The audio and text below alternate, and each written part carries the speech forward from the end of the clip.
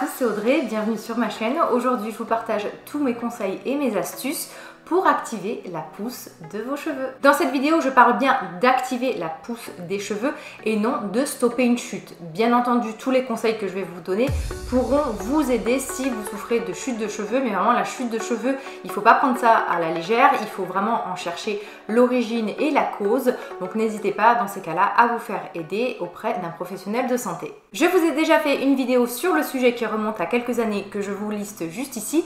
Là vraiment, on va essayer d'être le plus concis et de vous faire un format plus court. Alors tout d'abord, il faut savoir que le cheveu c'est un peu comme une plante, c'est-à-dire qu'il pousse à la racine et il va grandir grâce aux nutriments qui vont être véhiculés par le sang. La vitesse de pousse est déterminée génétiquement, on n'est pas tous logés à la même enseigne. En plus de l'alimentation, d'autres facteurs vont venir l'influencer. Les hormones vont jouer sur la pousse des cheveux, donc c'est pour ça que l'alimentation qui joue un rôle sur la production d'hormones et le stress, la gestion du stress est très importante parce que l'alimentation, le stress, l'hygiène de vie vont influer sur les hormones et les hormones vont influer sur la pousse. La saisonnalité aussi fait qu'il y a une légère influence sur la pousse, c'est-à-dire qu'au moment de l'été, lorsqu'il y a un plus fort ensoleillement, nos cheveux poussent plus vite. Donc vous l'aurez compris, si vous ne devez retenir qu'un seul conseil, c'est de vraiment soigner votre alimentation, d'avoir une alimentation saine, équilibrée et une bonne hygiène de vie. Côté alimentation, certains aliments vont être plus bénéfiques que d'autres, donc tout ce qui va être riche en protéines soufrées, vitamine A,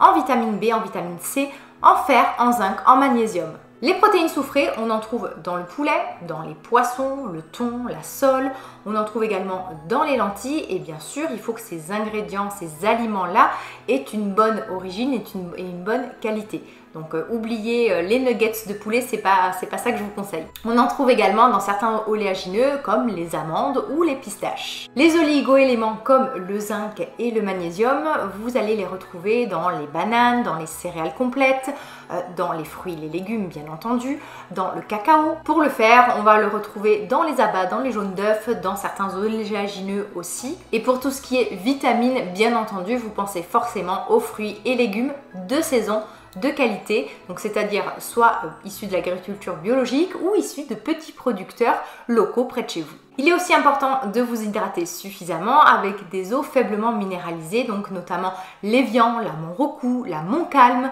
Pour savoir si une eau est faiblement minéralisée, il faut regarder en fait ce qu'on appelle le résidu à sec. Vous trouvez ça en fait sur les étiquettes de vos eaux minérales ou alors même l'eau du robinet si vous habitez dans une région où elle est de bonne qualité. Tout ce qui va être ensuite gestion du stress, sommeil de bonne qualité est très important parce que ça va influer sur nos hormones et nos hormones vont influer aussi sur la pousse des cheveux. Donc il faut vraiment essayer de gérer nos émotions, rien de tel par exemple que le sport, d'autant plus que l'activité physique, en plus de vous aider à évacuer les mauvaises pensées, ça va vous aider à évacuer les toxines, à vous sentir plus en forme, en meilleure santé et aussi à vous oxygéner car comme je vous l'ai dit, le cheveu c'est comme une plante, soit nourri et rien de tel que de faire circuler en fait le sang pour qu'il y ait de bons échanges et de bons apports nutritifs. Passons au conseil un peu plus cosmétique, le choix de votre shampoing est primordial. Je vous le répète à chaque fois, fuyez les shampoings qui contiennent du silicone, je vous en parle toujours parce que le silicone c'est un véritable film plastique qui va venir totalement étouffer votre cuir chevelu. C'est responsable de chutes inexpliquées, de pellicules, de cuir chevelu gras. Donc vraiment, tournez-vous vers des shampoings sans silicone. Vous en retrouverez notamment dans toutes les marques bio. Si vous ne savez pas décrypter les étiquettes, tournez-vous vers des marques naturelles et bio, vous êtes sûr de ne pas en trouver. Dans votre dose de shampoing, il peut être très intéressant d'ajouter certaines huiles essentielles qui vont activer la microcirculation. Je vous ai fait une vidéo que je vous mets juste ici sur ce sujet. Au niveau des huiles essentielles les plus bénéfiques pour la pousse des cheveux, il y a notamment l'huile essentielle de gingembre, de baie de Saint-Thomas et de cèdre de l'Atlas.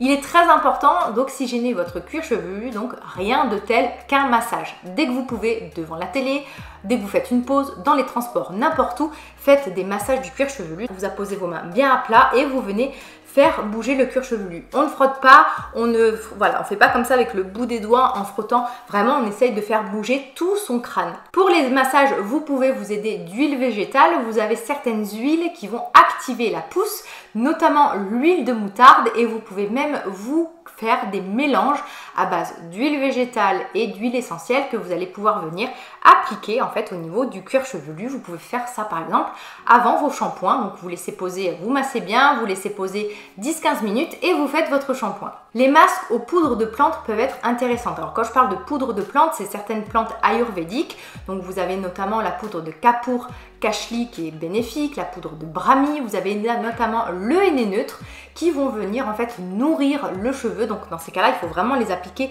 au niveau de la racine. C'est de véritables fortifiants pour les cheveux. Ça aide à gainer, à avoir du volume et ça régule même les cuirs chevelus gras. Il est tout aussi important de prendre soin de vos longueurs. En effet, si vous avez des cheveux cassants, abîmés, eh bien tout simplement votre pouce va stagner. Je vous renvoie à la vidéo que j'ai faite sur le soin des cheveux secs, abîmés et contre les fourches. Vous allez trouver plein d'astuces et c'est très important en fait de traiter vos longueurs pour éviter en fait l'apparition des fourches qui font vraiment stagner au niveau de la pousse. Si vous vous attachez les cheveux fréquemment ou si vous portez souvent des foulards, des casquettes, des chapeaux, attention à faire en sorte que vos cheveux ne soient pas trop serrés. Vraiment, il ne faut pas sentir votre cuir chevelu totalement rêche, inerte, vous savez, avec cette douleur souvent qu'on peut ressentir lorsque le cuir chevelu ne bouge plus. Il faut que vos coiffures laissent vos cheveux en fait lâches au niveau de la racine. Donc attention, certaines personnes s'attachent vraiment les cheveux avec des coiffures très très serrées et on peut voir apparaître du coup des chutes des cheveux ou un cheveu vraiment qui s'affine, qui s'étouffe, qui devient de plus en plus fin et qui pousse moins vite. Si vous vous colorez fréquemment les cheveux avec des colorations chimiques, vous pouvez envisager de passer à la coloration végétale qui offre un véritable soin pour les cheveux. Ça apporte vraiment des éléments nutritifs qui vont venir gainer et renforcer les cheveux. Je vous renvoie à ma playlist sur le sujet où vous retrouverez vraiment plein de vidéos sur ce thème-là. Bien sûr, vous pouvez vous aider de compléments alimentaires. Donc les compléments alimentaires, c'est vraiment si vous n'arrivez pas à avoir une alimentation saine. Bon, c'est vrai que c'est difficile de nos jours d'avoir une alimentation vraiment de qualité. De temps en temps, vous pouvez faire des cures de compléments alimentaires, demander conseil en pharmacie. Pour que ça soit bénéfique, il faut les faire en général au moins 3 mois. Au niveau des compléments un peu plus naturels, vous avez bien entendu la levure de bière, la spiruline, tout ce qui est super aliment avec les baies de goji, les graines de chia, tout ça qui peuvent être apportés en fait dans votre alimentation déjà au quotidien sans avoir à avaler des gélules. De toute façon, vous retrouverez en barre d'infos tous les produits que je vous conseille, que ce soit au niveau des shampoings, des soins, des compléments alimentaires.